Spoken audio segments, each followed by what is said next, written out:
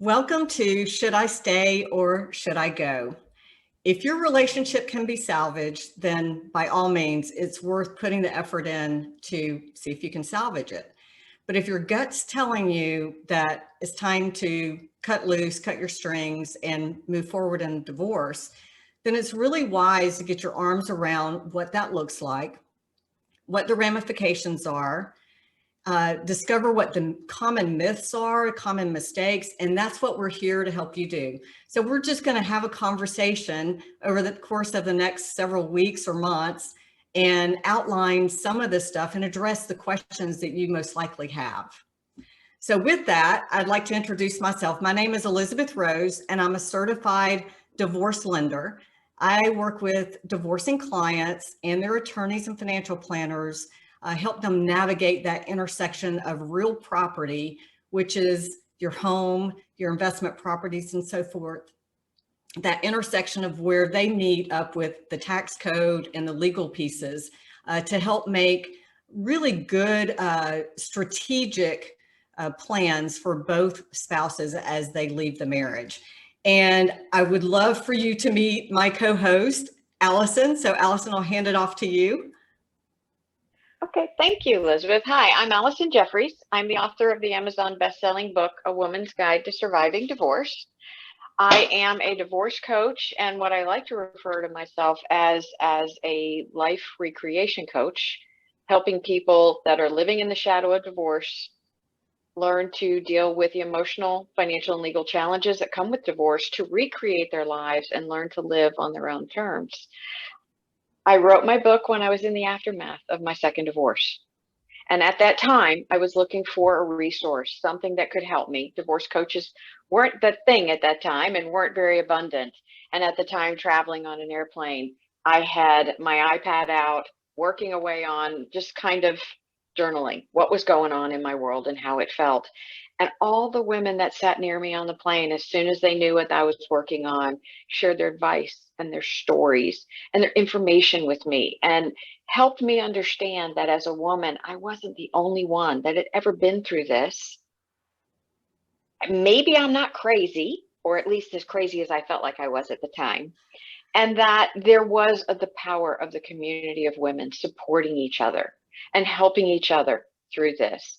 So that's one of the reasons I'm so excited to team up with Elizabeth, because through her knowledge and her experiences and my knowledge and my experiences, we, as she said, want to give you that roadmap or that level playing field of what it looks like should you decide to move forward and contemplate filing for divorce. And what are some of those basic things that we wish we had known at that time? Absolutely. So I'll go ahead. Okay. Yeah, I had two different types of divorces. So I'm a double timer. I've been divorced twice. My first marriage was the one that, I thought was the storybook, marriage where you fall in love in high school and you chase off and follow that same person to college. And then, you get the ring and you get married and you have the babies and you think that everything's just going to work out so perfectly. Because, let's face it, when you're 18, 19, 20, 22, 24, you think you're going to conquer the world, whether it's in your career or at home or wherever. You have these grandiose ideas of this fairy tale adult life, and then life actually happens. And so with us, we grew apart. We actually had very different belief systems in regards to raising children and things like that. And he was a bit of a chauvinist. And so we got the young divorce, and there wasn't much to fight over other than the kids. And we didn't fight over the kids. But then I got married a second time, and I married, and this was many years later, after being single for a while. And that second divorce was much more sophisticated. And with that, we had he was a C-suite executive. We had 3 properties, no, maybe 4 properties. We had lots of bank accounts and assets. I had my kids, he had a child. So we were a blended family. But when the divorce came, it turned nasty very quickly. But what was so interesting to me going through that period was that I had spent all of my adult life working in the banking and financial industry. And I thought I knew. I thought I knew what to do, when to do it, how to do it, at least in terms of money. And so I was, like many people, unwilling, ashamed, embarrassed to talk to anyone about this stuff. I thought I'm supposed to be strong and brave, so I'm just going to knuckle down and just, I don't know, find my way through it. And so I did not surround myself with people who could have poured wisdom into me. And as a result, it was an emotional experience. Well, any divorce, as you know, Allison, is an emotional experience. Doesn't matter who you are. Doesn't matter what side of the divorce you're on. It's an emotional experience. And so I made a lot of bad mistakes that, I mean, if I had done just a few things differently, I would have had a different outcome post-divorce. And so, like you, following my divorce, and my second one was in 2002, when it wasn't something people talked about much. But I wanted to talk about it, and I wanted to help particularly women navigate at least the financial aspect of it, because it's so overwhelming. There's so many decisions to make. And I think too, we, in my case, I was put down by my ex-husband. He told me I was going to fail. He made all sorts of threats, or what he thought was promises, that, I didn't know what I was doing. I was going to fall flat on my face, and, he'd see me in court, and he told me to put on my boxing gloves and all sorts of stuff. So it can be very intimidating, and overwhelming, and downright scary. And so that's why we're here. We're bringing, all of the fear that we felt then, the intimidation, to the table. And I know, Allison, your story is similar but different. So you bring yet something else to the table. Yeah, I myself have been through 2 divorces. The first one when I was young, right out of college, starter marriage. As you said, the world was my oyster, and I knew what I was doing. Mm-hmm. And there we go. And that marriage was very short-lived. And within 2 years, it was over. And there I had this beautiful little son that we had created together, and, realized that the best thing for him and the best thing for me, well, all 3 of us, was to go separate ways. So it wasn't a big to do at the time. Texas, 60 days, we were done. And I got my son back then. Custody laws were pretty simple. I got him, and he got every other weekend. And there we go. And off we went. Second marriage was the one. The aftermath that resulted in the book, because there I was, older, wiser, and still didn't know what I was doing, still didn't know what I wanted. And I knew that in that moment, there was one common denominator, and that common denominator was me. And the only thing I could work on was myself. And I knew that in doing that, I stood the best chance I did of having what I, as a woman, always wanted: the love of my life, happy children, and a lot of, good times ahead of me, as opposed to worrying about just getting old alone.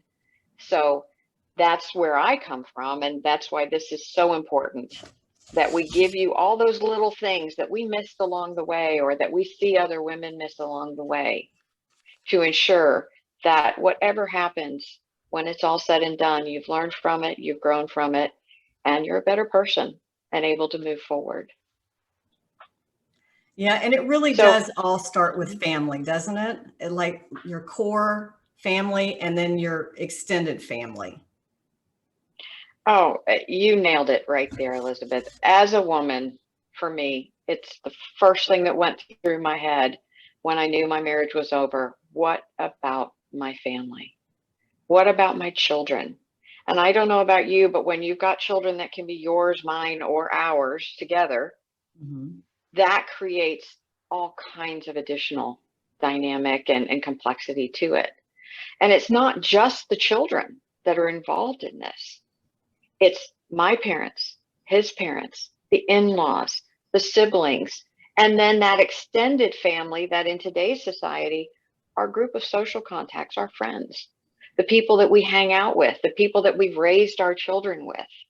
And it's that fear. Are they going to judge me? Mhm. Are they going to criticize me? Are they going to blame me? Am I going to get dumped? What's going to happen there? And the first thing that you need to know is that when you get divorced, your children are not getting divorced. Right. And we have to keep those children out of it. And when it comes to the extended family, we do our best to let them know what's going on in our world. But all those fears we have of the judgment and the recriminations and all of the things, what did you do wrong, that we think they're going to say, sometimes they pleasantly surprise us. And They so it's do. okay if they. They Mhm. do. I recall going through my first divorce. We were splitting up over, it happened like right after Christmas, before New Year's. And I grew up in the South, the true deep South. And my mother always had New Year's Day dinner at her house. And so we're at this big table, big round table. And my siblings are there, and I have 4 siblings. And 2 of them, I think, were married at the time. And I didn't have my sibling with me because it just happened last night. And so, but my mom knew. And so I'm sitting at the table and I'm directly across from my oldest brother. And I could have sworn to you, he was giving me the stink eye. You know, he was giving me a dirty look and I was trying to look away and I didn't know, you know, I felt like he knew. And so finally, after dinner, we're up and moving about, and he pulls me over and he goes, "Sis, what's wrong? You know, why are you avoiding me?" And so I told him, and he was like, "I wasn't looking at you like that. Like, what were you?" And no, I love you. I love you. I'm sorry. And I hate that this is happening, but I love you. So they can pleasantly surprise you. And I think so often we get these ideas in our head and they're not really real. They're not. And, you know, the one person in our family that we haven't even talked about yet, which should be the obvious, is the spouse, the one that wasn't at the dinner table with you and your Mm-hmm. family. And the thing that you need to know, and it was hardest for me to understand, but looking back on it, hindsight is 2020. The man that you are contemplating divorce with, should you file for divorce, is not the man you married. The man you married, it was the one that was in love with you. You were in love with him, and you were planning this wonderful life going forward. But when the marriage dissolves, the man that you end up divorcing isn't the man that you married. And worse yet, this is the man that's hopefully spent enough time with you and gotten to know you that they know every button to push. Well, wouldn't you say the same can be said for women, that the woman is not the same woman he married? I mean, because we all grow and Absolutely. change.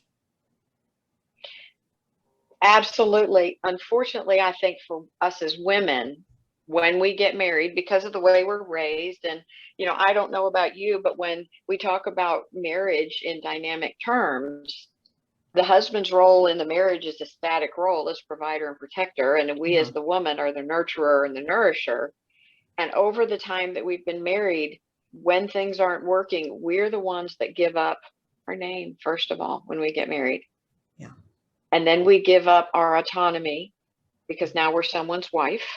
We're a man, stays pretty autonomous. And then we become someone's mother.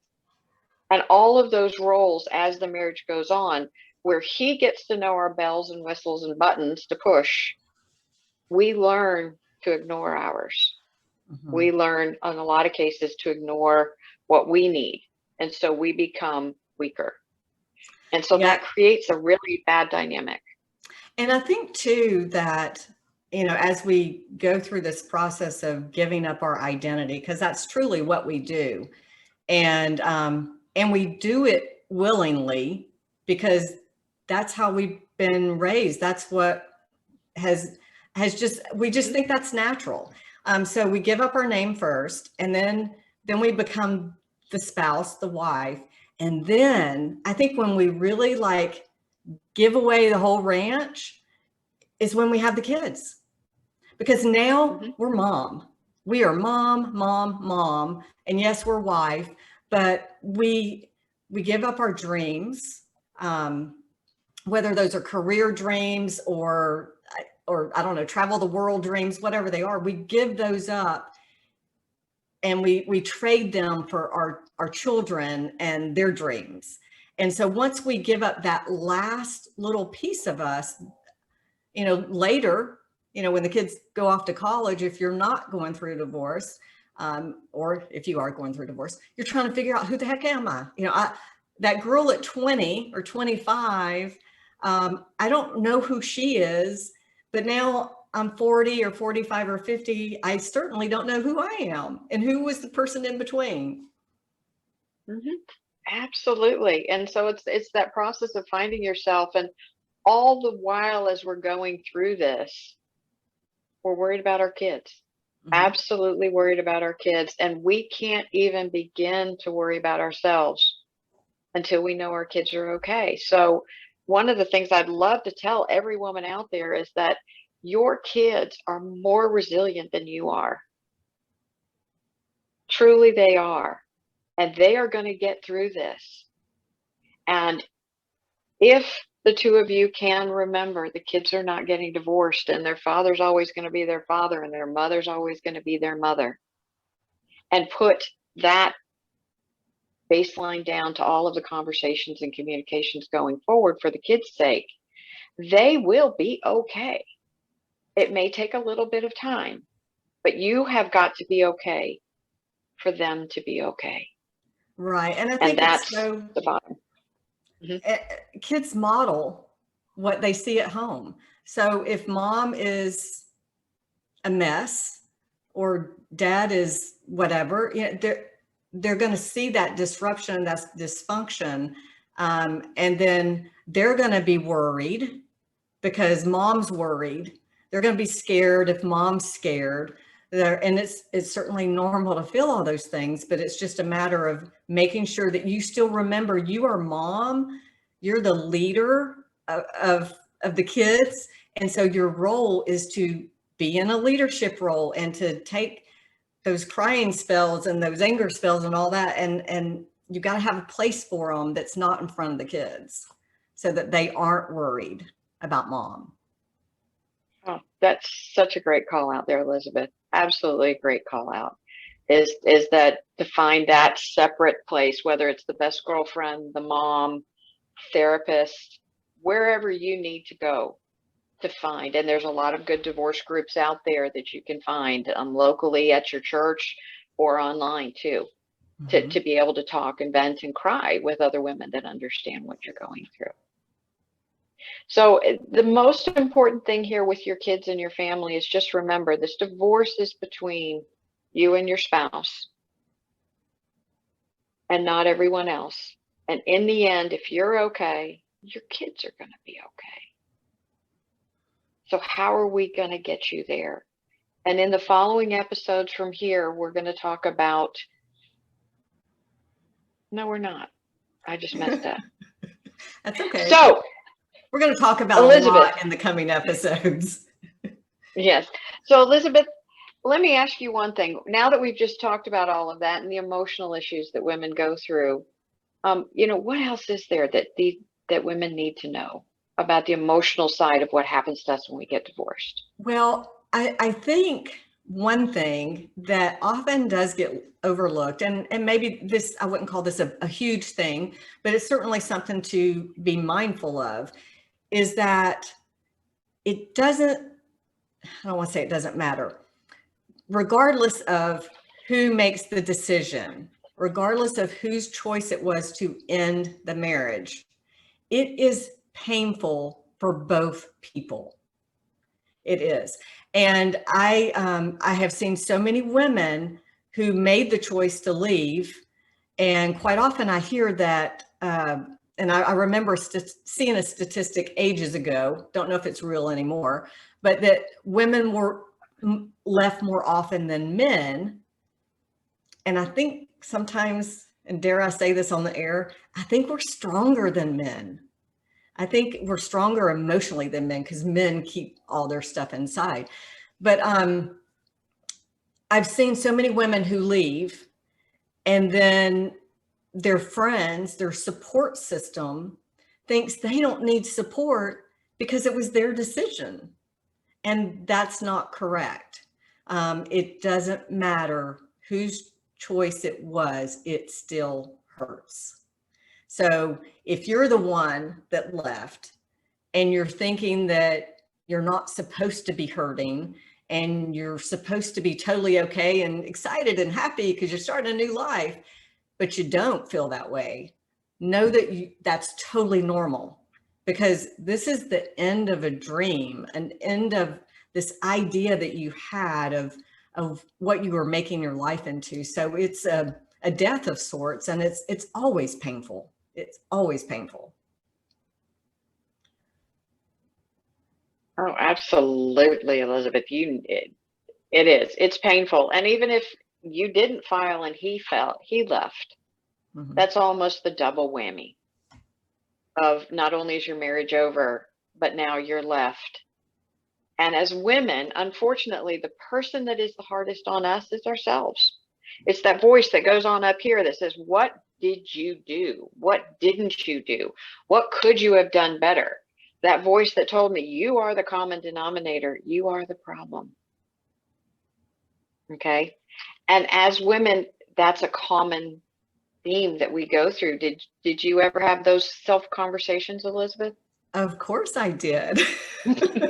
I think it's as natural as breathing air. Yes, I thought, well, what if I had done this? Or what if that fight, if I had just said this, if I had just not pushed his buttons, if I just not stood up for whatever, if I just done it his way. And the truth is, yeah, that might have prolonged it. What, a week, a month, 3 months, 6 months, until the next occurrence. The thing is that we can spend our whole life second guessing what we could do differently, how we could have done something better, how we could have not done something. And it honestly, I don't think it changes the outcome of where we are, because those are surface level things. It's not the root of whatever is creating this division. So we always, medicate, we put a Band-Aid on it. We don't actually treat the problem in most situations. So, erasing an argument that happened or erasing an incident that happened is not going to change where you are in the relationship. And one of the things that I love about what you just said is kind of stepping back from it and not trying to put the Band-Aid over it and go forward. And, when it comes to that blame and that shame game, whether it's ourselves or whether we're worried about other people judging us, one of the most important things for people to know is Texas is a no-fault divorce state. And there are many, many states now, if not all of them, that offer that option of a no-fault divorce. Yet, we want to say, who was the problem? Who do we blame? This divorce is his fault. This divorce is my fault. And at the end of the day, it's nobody's fault. I love to ask the question, what's the number one cause of divorce? And for me, the answer is we married the wrong person. It's that simple. They may have been the right person when we married them, but as we grew and we changed, we became the wrong couple. Or maybe it was we had this inflated view of what marriage was supposed to be, and that it was supposed to be easy. And it isn't. It isn't. It's you got to look at it. If you love each other, it should just all fall into place magically and perfectly, right? Oh, yes, yes. And the idea that I have this feeling, so therefore they must be the right person. And because I want to be married and have children, that's what I'm going to do. And that's how we end up married to the wrong person. And when we can get to the bottom of how we made our decision and why and who and all of those things, most of the time we realize, the things that caused the blame and the judgment weren't the problem. It's just we weren't married to the right person. And when we can get to that point, it makes it much easier for us to move forward in the process. And especially when we look at what the divorce laws do these days. You can ask any attorney, and they're going to say, so what if you needed to be on an antidepressant? That's not a big deal. Where maybe 20 years ago, everybody wanted, to know, ooh, she's the crazy one. No, Yeah, it's put half her the world. away.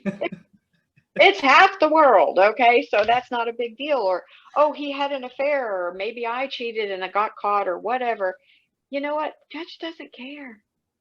The Right. attorneys don't care.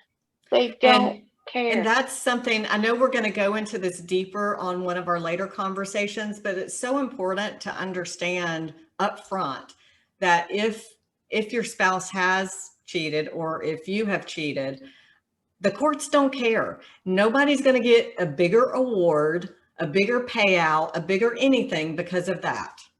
So don't spend You your won't lose your energy. children. You will not lose your children. He will not lose the children because of it. It doesn't work that way. It doesn't. So don't spend the energy. Don't spend that, because it costs a lot of energy, doesn't it?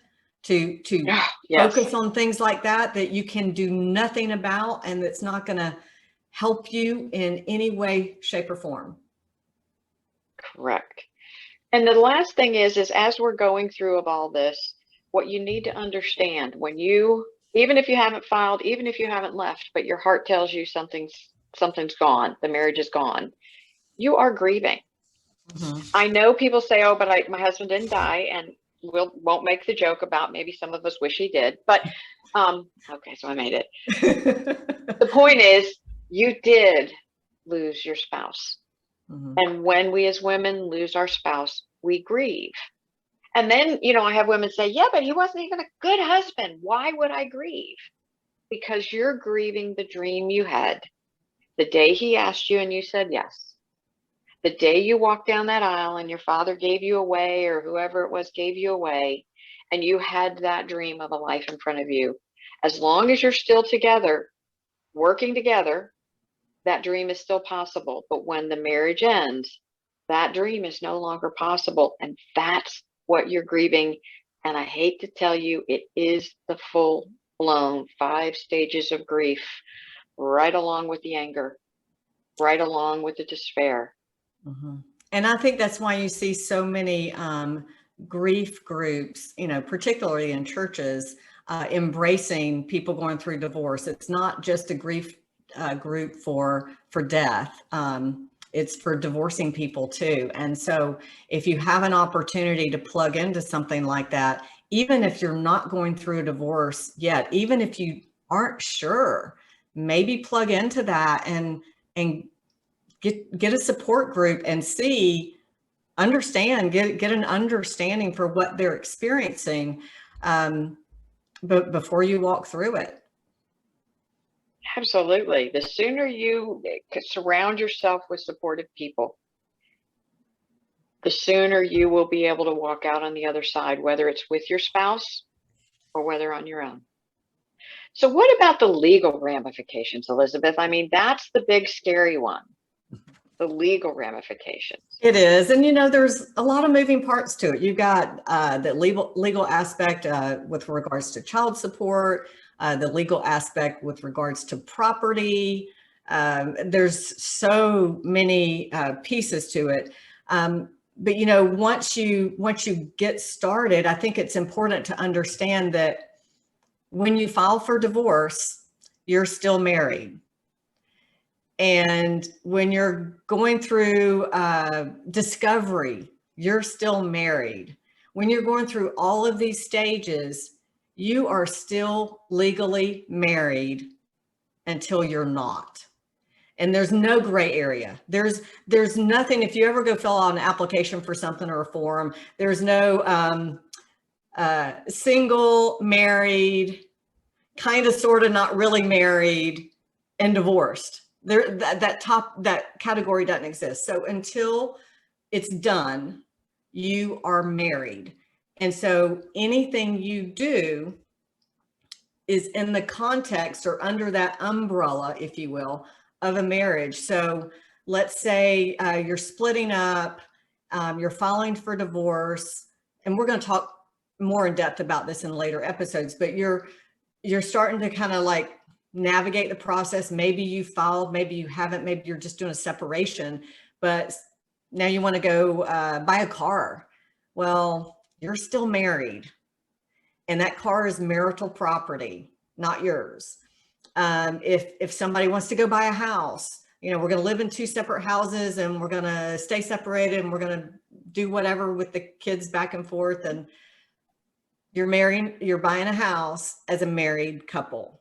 There is no way to slice it any differently than that. So just keep in mind that everything you do, you're still married. Because you don't want to find out later on that you thought that you could go do this thing and just kind of hide it and keep it private and not call it into the equation, only to find out that no, it's marital property, anything you do. And you have to be careful too about moving money around from one account to the other. Everything can be called into question, even if it's innocent, if it's not, being sneaky. So just be very mindful that you're still married and it's community property, everything, unless you had it before the marriage. And in Texas, community property trumps everything. Mm-hmm. And that includes your kids. And the fact that these days the judges want to look at awarding joint custody of your children. And when I coach women, that is the number one thing. My kids, I don't want to lose. You're not losing your kids. Well, and don't you think a lot of that is because they don't understand the definition of joint custody? Because it's really more of a legal context. There's still a primary caregiver. There's still a primary place of residence. It doesn't mean that you're splitting them in half in every aspect. So I think, and we'll be talking more about that later too, but I think that is a common fear that people have, and I think it's primarily because it's very misunderstood. And it's the concept of, I've lost my kids, I'm no longer the primary parent as a mom. Mm-hmm. If you're a mom, you're always going to be the mom, and that's all that's to it. But joint custody says that you both as parents are still the parents of those children. And parenting time varies based on what works for you and your spouse. Mm-hmm. And if you work, if he works, if he travels, if you travel, who does what, where do you live, all of those things. And if the children, if they choose to live somewhere else or you choose to move, it's about school systems, keeping the kids where they need to be. And all of that can be worked through if you remember that you're not separating those children, that they still need to have a mother and a father. And no matter what happens, if it gets down to, and most divorces are settled in mediation, not by the judge. But the reminder is, when it comes to the judge is going to want to award joint custody. And then the parenting time and or the associated child support will be based on incomes and how much time. Right. And I think one of the important things to keep in mind about joint custody is what that does in a bigger picture, not in the day-to-day type of things that we tend to get caught up in, but like if there's a major decision that has to be made about that child, for instance, heaven forbid they're involved in some sort of accident and they're in the hospital, you want both parents there making those medical decisions together. And that's one of the benefits of joint custody is you're not in it alone. You've got a partner through your kids. You still have a partner in those big, hard, decisions. Absolutely. And there's nothing worse than being in that situation at that time and feeling the need to be at battle and forgetting that they are as hurt, that your child may be sick as you are, and that they love that child as much as you do. and that child needs the love and support of both parents. And if you keep that in mind as you go through this process, the decisions you make will be made from a place of comfort, knowing that you're doing what's best for your kids. I agree. So, And that helps take some of the emotion out of it as well, when you're operating from that place. and the best chance you've got at getting a settlement that works for you and your spouse, believe it or not, is between you and your spouse working out the right arrangement for you and your children, and not leaving it up to a judge that doesn't know either of you, and certainly doesn't know your children, because they're not there in the court. We hope the children are not there. Right. And you're the only parties they get to meet. So that's where learning to step back a little bit and put the children's needs in that case, and understanding the laws, and having an attorney that understands what you want and what you need and your children's dynamic will go a long way. Absolutely. Well, this has been a great conversation. I think it's a good opener for our future conversations. And we've got many more in the pipeline, you might say, on the drawing board. Allison, any parting words before we wrap this one up? Anything you can think of? You know, the one thing I like to make sure I tell to any friend or to any woman that I work with is there's 3 things to know. 1, you are not okay. It's okay to not be okay. That's absolutely acceptable. Don't try and force yourself to be something you're not, and allow yourself to feel the emotions and to feel the grieving and to feel all of those things, because the sooner you feel them, they will get better. Number 2, you're not alone. People are not out there to judge you, and if they do, sorry, I feel bad for them. Mm-hmm. But your friends and create that community of people around you. You have to ask for help when you need it. And I know as a woman, that's one of the hardest things we can do, is ask for help. But do reach out. Your friends are standing there wanting to throw their arms around you and give you that big hug and give you that support, but they don't want to overstep your bounds. So you do need to give them that blessing. And the third thing is that even though you're not okay right now, you, your children, your spouse, one day all of this will be in the rear view mirror, and it will be a whole different viewpoint looking forward, and you will be okay. That is so true. And one of the things I've told my daughters, I have 2 grown daughters, and I have told them since they were becoming mothers for the first time, probably. I've been telling them this for years, and I tell my friends this too. And I think it's worth repeating over and over and over, because as women, we can't hear this too much. And that is, you have to take care of you.